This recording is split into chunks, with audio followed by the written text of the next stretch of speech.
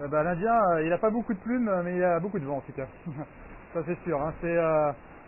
C'est surtout mal pavé, je trouve, au niveau des vagues. La vraie différence, elle est là, c'est que finalement c'est l'océan qui dicte sa loi. C'est pas tellement le vent, mais plutôt la direction et la taille des vagues qui fait qu'on peut aller vite ou pas vite, qu'on peut aller sur tel bord plus facilement que sur un autre.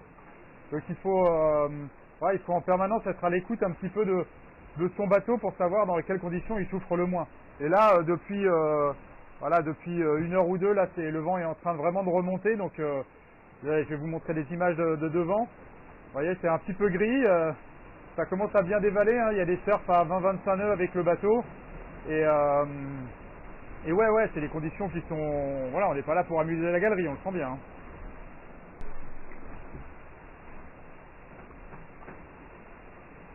Moi, je suis pas sanglier, hein, c'est cochon. Hein. Comment on arrive faut se faire violence. Hein. C'est sûr qu'il faut se faire violence. Il y a des moments où il faut savoir dire un petit peu. Là, je mets pas le curseur à fond sur la navigation et je prends un petit peu soin de moi parce qu'effectivement, sinon c'est pas tellement vivable.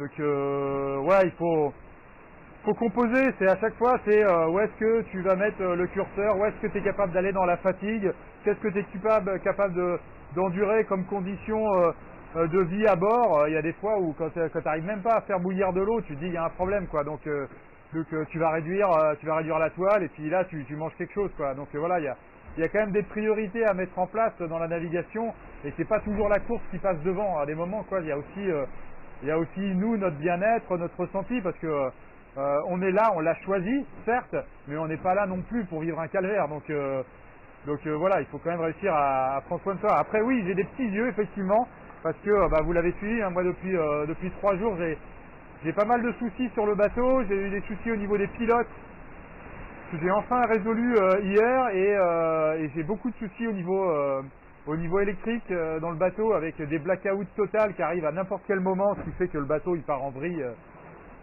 d'un coup. Vous imaginez ce que ça peut être, c'est quand il n'y a plus rien du tout qui fonctionne à bord. Donc là je viens de passer une demi-heure à la cape pour résoudre une partie du problème. Donc là je suis sur un système qui est un peu plus simple, un peu plus robuste et qui va me permettre d'avancer au moins les prochains jours un peu plus en sécurité parce que c'est important aussi. Ouais, le bruit du bateau, ouais, il est toujours là, ouais, on fait avec, après on s'y habitue et on voit qu'on a une faculté, nous les êtres humains, à nous habituer un petit peu à tout. Hein.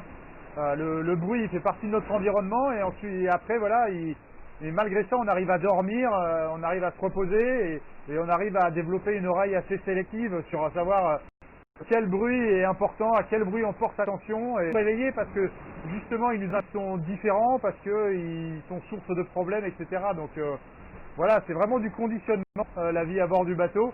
C'est pas toujours facile mais on développe des qualités assez incroyables.